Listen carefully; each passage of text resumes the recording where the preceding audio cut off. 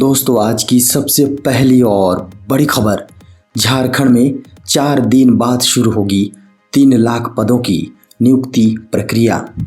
झारखंड सरकार ने बड़ी घोषणा की है कि कोरोना के बाद झारखंड में रोजगार के कई अवसर पैदा होने वाले हैं। इसी क्रम में झारखंड की हेमंत सोरेन सरकार ने 31 अक्टूबर से पहले सभी विभाग नियुक्ति सेवा शर्त से जुड़ी नियमावली की विसंगतियां दूर कर बहाली के लिए विज्ञापन प्रकाशित करने के निर्देश दिए हैं। बता दें कि पूरे झारखंड में विभिन्न विभागों में अभी 3 लाख के लगभग पद खाली हैं। दोस्तों बड़ी खबर सामने आ रही है, झारखंड सचिवालय सेवा संशोधित नियमावली 2021 लागू। झारखंड सचिवालय में सहायक प्रशाखा पदाधिकारी के पद में नियुक्ति के लिए अब अभ्यर्थियों को झारखंड में ही, जी हाँ, झारखंड में स्थित मान्यता प्राप्त शैक्षणिक संस्थानों से मैट्रिक 10वीं एवं इंटरमीडिएट 10+2 कक्षा उत्तीर्ण होना अनिवार्य कर दिया गया है। बता दें कि आरक्षण से आच्छादित अभ्यर्थियों को इस प्रावधान से छूट दी गई है। झारखंड के पारा शिक्षक 15 नवंबर को करेंगे झारखंड स्थापना दिवस का विरोध। दोस्तों बड़ी खबर सामने आ रही है, 14 नवंबर तक झारखंड के पारा शिक्षकों के अस्थायीकरण और वेतन मान पर अंतिम मोहर नहीं हुआ तो 15 नवंबर को झारखंड राज्य स्थापना दिवस के मौके पर राज्य भर से सभी 65,000 पारा शिक्षक रांची कूच करेंगे और यहां राज्य स्थापना दिवस समारोह का विरोध करेंगे। बता दें कि यह अल्टीमेटम लंबे समय से अस्थायीकरण और वेतन मान की मांग को लेकर आंदोलन कर रहे झारखंड के 65,000 पारा शिक्षकों ने झारखंड की हेमंत सोरेन सरकार को दिया है। झारखंड में घरों में लगेंगे बिजली के प्रीपेड मीटर। दोस्तों बड़ी खबर है, झारखंड के बिजली उपभोक्ताओं के भवनों में प्रीपेड मीटर लगाने की योजना है। इसके लिए नए सिरे से सर्वे शुरू होगा। केंद्र सरकार की नई योजना टोटेक्स मोड पर झारखंड में ऊर्जा का लेखा जोखा रखा जाएगा। प्रीपेड मीटर लगाए जाने से लाइन लॉस पर लगाम लगेगा और बिल कलेक्शन में भी सहूलियत होगी। मुख्यमंत्री श्री हेमंत सोरेन ने जैप 9 साहिबगंज में पासिंग आउट परेड का किया निरीक्षण। झारखंड के मुख्यमंत्री श्री हेमंत सोरेन ने मंगलवार को जैप 9 साहिबगंज में प्रशिक्षु आरक्षियों के पारण परेड पासिंग आउट का निरीक्षण किया और आकर्षक परेड की सलामी ली। सीएम ने बुनियादी प्रशिक्षण सफलतापूर्वक पूरा करने के लिए आरक्षियों को शुभकामनाएं देते हुए उज्जवल भविष्य की कामना की। मुख्यमंत्री ने प्रशिक्षुओं को संबोधित करते हुए कहा कि आपके कंधों पर आज से एक नई जिम्मेदारी आ रही है। मुझे पूरा विश्वास है कि आप अपनी जिम्मेदारियों और कर्तव्यों का भली भांति निर्वहन करेंगे। कुसुम सोलर योजना से जुड़ेगा माइक्रो विंड एनर्जी। पीएम कुसुम सोलर फार्मिंग योजना प्रधानमंत्री किसान ऊर्जा सुरक्षा एवं उत्थान अभियान के साथ अब विंड एनर्जी भी जुड़ेगा। इसको लेकर आए सुझाव के बाद दूसरी बार कुसुम सोलर योजना के टेंडर तिथि को बढ़ा दिया गया है। सबसे पहले इसकी तिथि 6 अक्टूबर तय की गई थी। इसके बाद दूसरी बार इसे बढ़ाकर 25 अक्टूबर किया गया और फिर इसे आगे बढ़ाते हुए 17 नवंबर तक कर दिया गया है। बता दें कि कुसुम सोलर फार्मिंग योजना के लिए किसान एवं JBVNL के बीच पावर परचेज एग्रीमेंट यानी PPA होगा। इस पावर परचेज एग्रीमेंट के आधार पर ही बैंकों को लोन देने का निर्देश दिया गया है। किसानों से उत्पादित बिजली JBVNL नज़दीक के सभी स्टेशनों में 11 kV लाइन से खरीदेगा और इसका सीधा भुगतान किसानों के खाते में करेगा।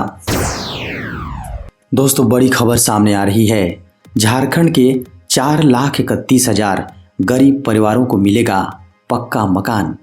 दोस्तों झारखंड में कच्चे मकानों में रहने वाले गरीब परिवारों को ग्रामीण विकास विभाग ने 4,31,000 परिवारों को प्रधानमंत्री आवास योजना देने की तैयारी शुरू कर दी है। बता दें कि लाभुकों को पहली किस्त के तौर पर 1,30,000 रुपये दिए जाएंगे। 15 नवंबर को झारखंड स्थापना दिवस से पहले पीएम आवास योजना के सभी लाभुकों को पहली किस्त का भुगतान करने का लक्ष्य निर्धारित किया गया है। झारखंड के सभी उपायुक्तों और उप विकास आयुक्तों को आवश्यक दिशा निर्देश दिए गए हैं। दोस्तों, बड़ी खबर है, रांची, जमशेदपुर और धनबाद में बनेगा inter state bus terminal. Jharkhand के 3 प्रमुख शहरों रांची, जमशेदपुर और धनबाद में इंटर स्टेट बस टर्मिनल का निर्माण जल्द शुरू होगा। बता दें कि तीनों शहरों के IASBT के लिए ड्राफ्ट डिटेल प्रोजेक्ट रिपोर्ट तैयार कर ली गई है। कर्नाटक की परामर्शी कंपनी आईटेक ने लगभग 150 करोड़ रुपए खर्च होने का अनुमान लगाया है। बता दें कि धनबाद और जमशेदपुर में ISBT के DDPR को झारखंड सरकार ने अनुमोदन दे दिया है। वहीं झारखंड की राजधानी रांची में नगर विकास विभाग की फिजिबिलिटी कमेटी योजना को अंतिम रूप दे रही है। देश में पिछले 24 घंटों में मिले 12,428 नए कोरोना मामले। मंगलवार सुबह स्वास्थ्य मंत्रालय की ओर से जारी ताज़ा आंकड़ों के अनुसार पिछले 24 घंटों में 12,428 नए कोरोना मामले सामने आए हैं और 356 कोरोना संक्रमितों की मौत हुई है। 15,951 लोग कोरोना से ठीक भी हुए हैं, यानी कि 3,879 सक्रिय मामले कम हो गए हैं। कोरोना महामारी की शुरुआत से लेकर अब तक कुल 3,42,02,000 लोग संक्रमित हुए हैं। इनमें से 4,55,068 लोगों की मौत हो चुकी है।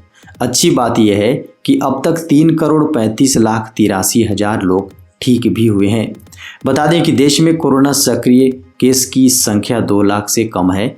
कुल 1,63,816 लोग अभी भी कोरोना वायरस से संक्रमित हैं, जिनका इलाज चल रहा है। झारखंड के कृषि मंत्री ने कहा, झारखंड में 100 किसान मेले का होगा आयोजन। दोस्तों, झारखंड के किसानों के लिए बड़ी खुशखबरी है। झारखंड में 100 किसान मेले का आयोजन होगा। इनमें किसानों को कृषि व पशुपालन से जुड़ी केंद्र व राज्य संपोषित योजनाओं की विस्तृत जानकारी उपलब्ध कराई जाएगी। इसके साथ ही इसमें राज्य के वंचित किसानों को योजनाओं से जोड़ा जाएगा। मेले के आयोजन में कोरोना वायरस गाइडलाइन का पूरा ख्याल रखा जाएगा। बता दें कि इसकी जानकारी सोमवार को झारखंड के कृषि, पशुपालन एवं सहकारिता मंत्री श्री बादल पत्रलेख ने दी। उन्होंने कहा कि अभी तक किसान ऋण माफी योजना के तहत झारखंड के 5.79 लाख किसानों का डेटा अपलोड किया जा चुका है। 29 नवंबर से शुरू हो सकता है संसद का शीतकालीन सत्र। मीडिया की खबरों के अनुसार शीतकालीन सत्र 29 नवंबर से शुरू होगा, जो 23 दिसंबर तक चलेगा। इसकी रूपरेखा संसद सचिवालय में तैयार की जा रही है, लेकिन अभी सत्र की तारीख की पुष्टि नहीं की गई है। पिछले सत्र की तरह इस बार भी कोरोना की चुनौती बनी रहेगी। खबरों के अनुसार इस बार लगभग 20 बैठकें होने की संभावना है। अभी तक के प्लान के अनुसार सत्र पूरा चलेगा, क्योंकि इस साल कोरोना के चलते बजट और मॉनसून सत्र में कटौती की गई थी। वहीं दोनों सदनों को कोरोना प्रोटोकॉल का पालन करते हुए एक साथ चलाए जाने की तैयारी है। आम जनता दोनों सदनों की कार्यवाही का सीधा प्रसारण हाल ही में लॉन्च हुए संसद टीवी पर देख सकती हैं। वहीं सत्र में शामिल होने वाले सदस्यों के लिए कोविड वैक्सीन की अनिवार्यता रखी जाएगी। देश का पहला स्किल इम्पैक्ट बॉन्ड हुआ लॉन्च। राष्ट्रीय कौशल विकास निगम ने मंगलवार को वैश्विक भागीदारों के सहयोग से भारत में कौशल के लिए अपनी तरह का पहला और सबसे बड़ा इम्पैक्ट बॉन्ड लॉन्च कर दिया है। इसमें 14.4 मिलियन अमेरिकी डॉलर का फंड भी शामिल है। इसके लॉन्च होने से 50,000 युवाओं को रोजगार के जरिए लाभ होगा। NSDC के साथ इसमें HRH प्रिंस चार्ल्स का British Asian trust, Michael and Susan Dell foundation, the children investment fund foundation, HSBC India, JSW foundation और USAID तकनीकी भागीदारों के रूप में शामिल है। बताया गया है कि स्किल इम्पैक्ट बॉन्ड सार्वजनिक निजी भागीदारों एक सार्वजनिक निजी भागीदारी संगठन NSDC को शामिल करने वाला पहला प्रभाव बॉन्ड भी है। दोस्तों, बड़ी खबर सामने आ रही है। अब बदल जाएगा बच्चे को बैठाकर बाइक चलाने का तरीका। सड़क परिवहन और राजमार्ग मंत्रालय ने बच्चे की सुरक्षा के लिए नियमों में बड़ा बदलाव किया है। उनके लिए नियमों को पहले से अधिक सुरक्षित बनाया है ताकि बाइक पर वह सेफ रहे। बता दें कि नए प्रस्ताव के अनुसार 4 साल तक के बच्चे को मोटरसाइकिल पर पीछे बैठाकर ले जाते समय 2 पहिया वाहन जैसे बाइक, स्कूटर, स्कूटी आदि की स्पीड लिमिट 40 किलोमीटर प्रति घंटे से अधिक नहीं होनी चाहिए। 2 पहिया वाहन चालक पीछे बैठने वाले 9 महीने से 4 साल तक के बच्चे को क्रैश हेलमेट पहनाएगा। मंत्रालय के अनुसार मोटरसाइकिल का चालक यह सुनिश्चित करेगा कि 4 साल से कम उम्र के बच्चों को अपने साथ बाइक या स्कूटर पर बांधे रखने के लिए सेफ्टी हार्नेस का इस्तेमाल करेगा। झारखंड सरकार ने तय किया 8 लाख मीट्रिक टन धान खरीदारी का लक्ष्य। झारखंड सरकार ने वर्ष 2021-22 के खरीफ फसल चक्र के दौरान झारखंड के किसानों से 8 लाख मीट्रिक टन धान की खरीद करने का लक्ष्य तय किया है। झारखंड के कृषि मंत्री बादल पत्रलेख ने कहा कि किसानों से धान खरीदारों के नियमों, दरों को राज्य मंत्री परिषद की मंजूरी मिल गई है। सरकार का लक्ष्य है कि धान उत्पादक किसानों को उनकी फसल का उचित मूल्य मिले। कृषि मंत्री ने कहा कि किसान से अधिकतम 200 क्विंटल धान की खरीदारी सरकार की ओर से की जाएगी। बता दें कि यह सीमा इसलिए तय की गई है कि अधिक से अधिक किसानों को सरकारी समर्थन मूल्य पर फसल विक्रय का लाभ मिल सके। पेगासस जासूसी कांड पर सुप्रीम कोर्ट में फैसला। आज कथित पेगासस जासूसी मामले में अदालत की निगरानी में स्वतंत्र जांच की मांग करने वाली याचिकाओं पर सुप्रीम कोर्ट आज अपना आदेश सुनाएगा।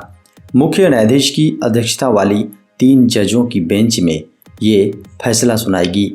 बता दें कि इससे पहले पेगासस जासूसी मामले को लेकर सुप्रीम कोर्ट में 13 सितंबर को सुनवाई हुई। सुनवाई के दौरान केंद्र सरकार ने स्पष्ट कर दिया था कि वह इस मामले में हलफनामा दाखिल नहीं करने जा रही है। सरकार ने कहा था कि यह सार्वजनिक चर्चा का विषय नहीं है, इसलिए हलफनामा दाखिल नहीं कर सकते, लेकिन वह जासूसी के आरोपों की जांच के लिए पैनल गठित करने के लिए राजी है।